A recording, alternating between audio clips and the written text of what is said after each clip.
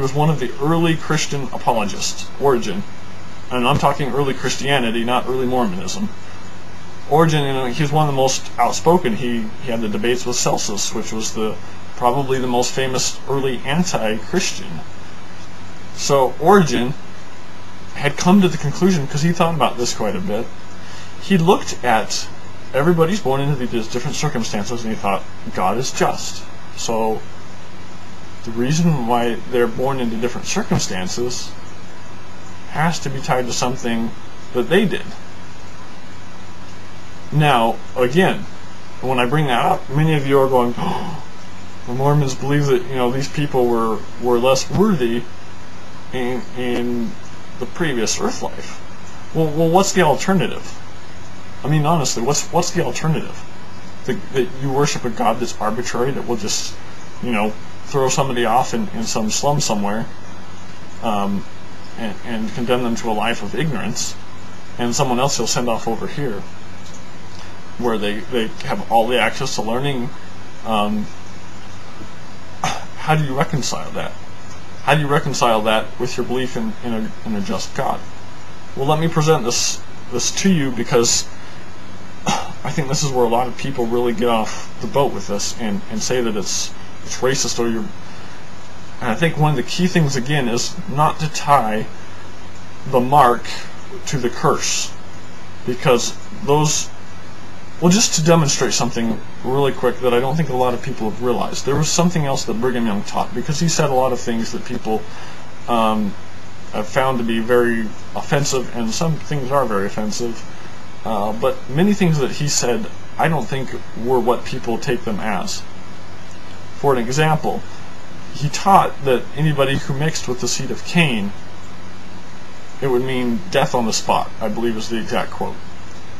And originally I was going to go through the talk. I can still do it later if some of you would like, in which that quote is mentioned, and he mentions a lot of other things, and it's one of the favorite ones of critics of our church to bring out, with various quotes in it. But that if they mingled with the seed of Cain, that it meant death on the spot. And he also talks about the curse not being removed until a certain time. And I've had some disputations with some people on here that tried to say, well, the requisites haven't been met. Well, that's just kind of hogwash, because that's a critic trying to use their own standards of interpretation in something they don't even believe in. It's just like it's like some astrologer coming up to some theoretical physicist to say, oh, I don't agree with you using that equation, and this is what I come out with. It's just kind of hogwash, because you don't even believe in it, so the context you're applying to it is obviously going to show it to be not what we say it is. But anyway, so we've got these we've got the statement made that our condition presently is an outgrowth of what we did in an existence previous to this life. And again, some will say, "Oh, that's horrible," but again, not to tie inherently the curse or the seed that the one is associated with. And what I was getting to with Brigham Young was in another point regarding seed. He mentions that if a Jew converts, that their literal heritage, their literal blood, in some way, and I'm not saying that it's a way that you could measure in any scientific means, but that they actually change what their lineage and what their seed is. So Brigham Young is coming from the premise of someday the curse will be lifted, and the designation of seed of Cain is not permanent, because if the designation of the seed of Judah is not permanent, then of course, if God can change who's classified in the seed of Judah, he can do it with those classified as the seed of Cain. And so those who would convert to the gospel would not be the seed of Cain. And this goes even further, because we were talking again about our present condition being based on a prior condition. And that doesn't necessarily tie to skin color. and I'll give you an example here. Imagine some kid is born here in the Mormon Promised Land, if you want to call it, of Utah.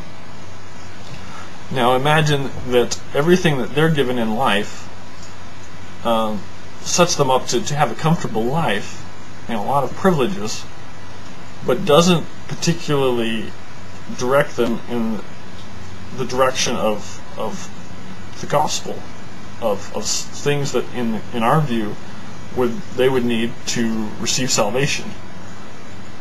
And then you take somebody, say, in Africa that was born in a poor circumstance, had a poor upbringing, but was more prepared to receive the gospel and the things that would lead unto salvation, then who really has the more advantageous situation?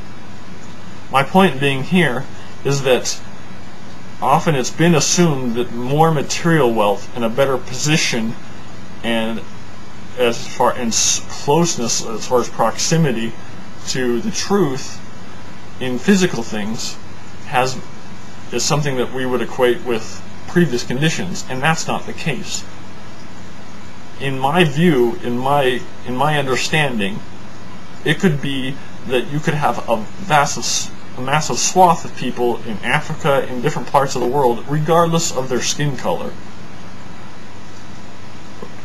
that may have been in the previous life more valiant than people that grew up in Utah in affluence and wealth and close to the gospel as far as their access to it. But yet those people in other parts of the world that were more prepared and more ready to receive of the blessings of the gospel, I'm simply saying that perchance those people were better in the previous life. Now this is not Mormon doctrine per se, this is my view of it, but there's nothing that I have found in our doctrine that would preclude something like this. And so this whole setting up of our doctrine of our doctrine as being, inherently racist and that we need to distance ourselves from it, it comes to me as a bunch of hogwash, because it's taking everything out of concept, and it's perpetuating things that have been let go, that were never doctrine. It's perpetuating those and claiming that those are still tied to the doctrine when they are not. So, again, we've got the idea of blacks in the priesthood being permitted now in our day to receive the same blessings and ordinances as anybody else, all worthy males. And it's a wonderful thing, and a lot of people will say, oh well, your church did it because their tax exempt status was threatened. Well, I would relate this to, any of our Christian brothers who would like to state that.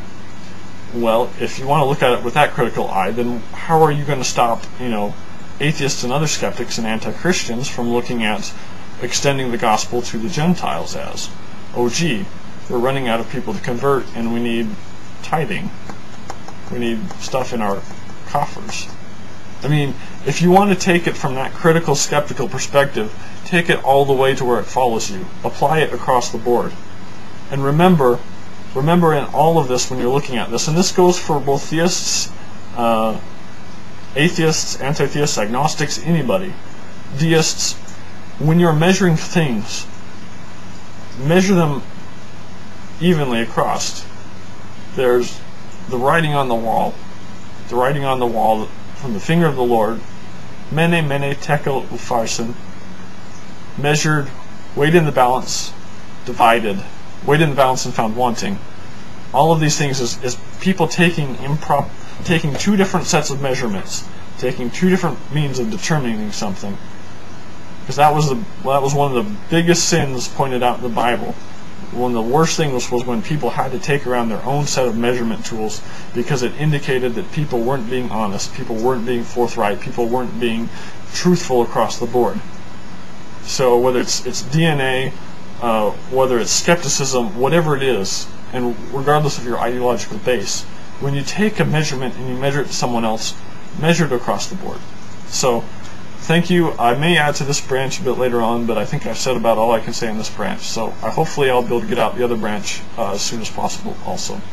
And again, the other branches to this, at least the ones that I have in my mind, will address both the idea of expanding on the idea of culture, and then also addressing the concept and the interplay and dialogue regarding same-gender attraction in the context of the restored gospel. So thanks again for watching, and sorry this has taken forever, but I hope you've gotten something out of it.